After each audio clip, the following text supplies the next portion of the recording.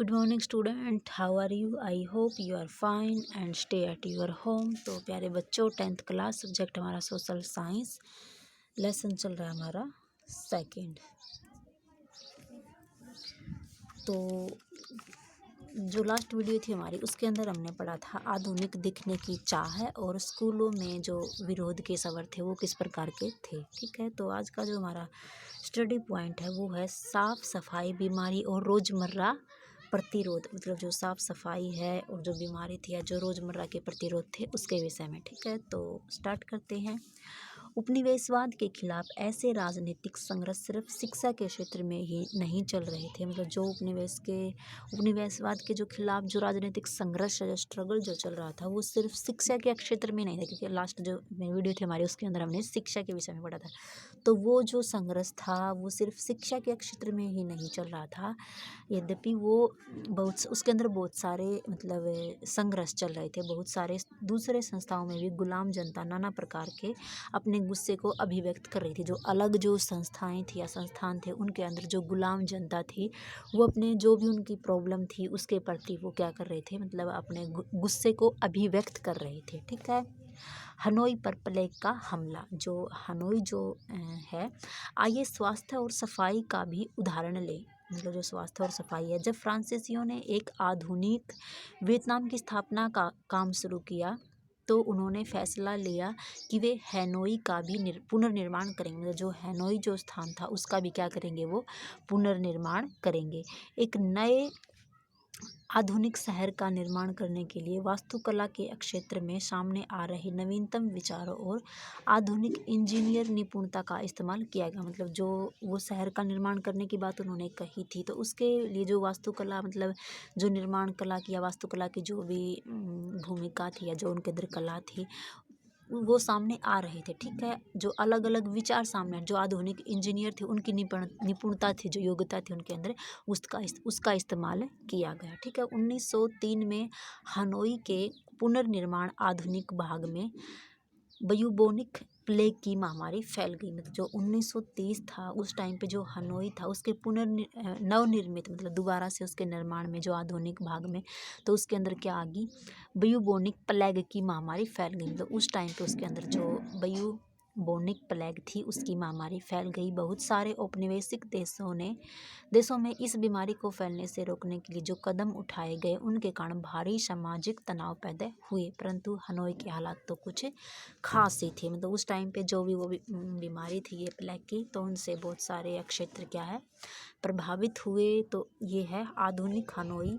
Hanoi के फ्रांसीसी आबादी वाले हिस्से की तरह से इमारतें बनाई हुई। ये हनोई का एक चित्र दिखा रखा है 7th। तो हनोई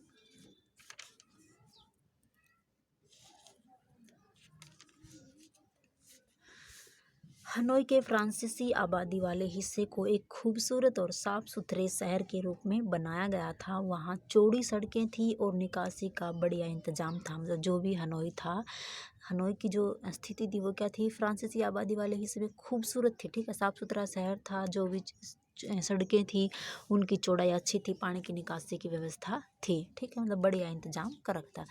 देसी बस्तियों में ऐसी कोई आधुनिक सुविधा नहीं थी। पुराने शहरों का सारा कचरा और गंदा पानी सीधे नदी में बहा दिया जाता था। मतलब जो भी गंदा पानी या जो भी कचरा वगैरह होता था उसको सीधे पानी के अंदर बहा दिया जाता था। ठीक है, भारी बरसात या बाढ़ के समय तो सारी गंदगी सड़क पर ही तैरने लगती थी। असल में प्लेग की शुरुआत ही उन चीज़ों से हुई थी जिनको शहरों के फ्रांसीसी भागों में स्वच्छ परिवेश बनाए रखने के लिए लाया गया था। शहर के आधुनिक भाग में लगे विशाल जो सीवर लगे थे शहर के आधुनिक भागों के अंदर, आधुनिकता का प्रतीक थे। यही सीवर चूहों के पनपने के लिए भी आदर्श साबित हुए। मतलब जो भी सीवर उन्होंने लगा रखे थे उन सीवरों से क्या हुआ, उन सीवरों में चूहे पनपे और चूहों से ही वो बीमारी फैली थी, कौन सी, प्लेग की। ठीक है, तो सीवर ने चूहों को पनपने का एक अच्छा मतलब वो था रास्ता। ये सीवर चूहों की निर्बाध आवाजाही के लिए भी उचित थे। मतलब जो सीवर थे उनसे चूहों को आने जाने में कोई कष्ट नहीं होता था, वो उससे आते जाते रहते थे चूहे सीवर के द्वारा।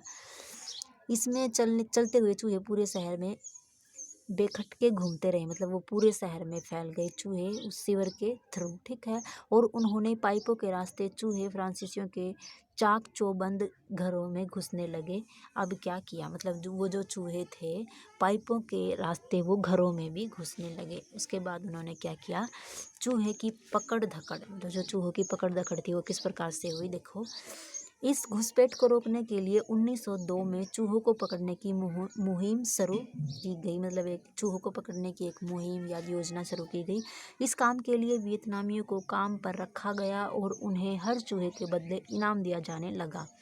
हजारों की संख्या में चूहे पकड़े जाने लगे, मतलब जो भी चूहों को पकड़ के लेके आता तो उसके बदले में उसे इनाम दिया जाने लगा, ठीक है। तो लोग क्या करते, हजारों की संख्या में चूहे पकड़ कर लाने लगे।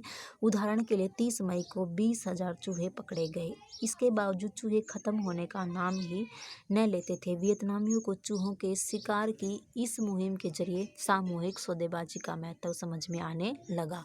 जो लोग सीवरों की गंदगी में घुसकर काम करते थे उन्हें पाया कि अगर वे एकजुट हो जाएं तो बेहतर मेहताने के लिए सौदेबाजी कर सकते हैं। उन्होंने इस स्थिति से फ़ायदा उठाने के लिए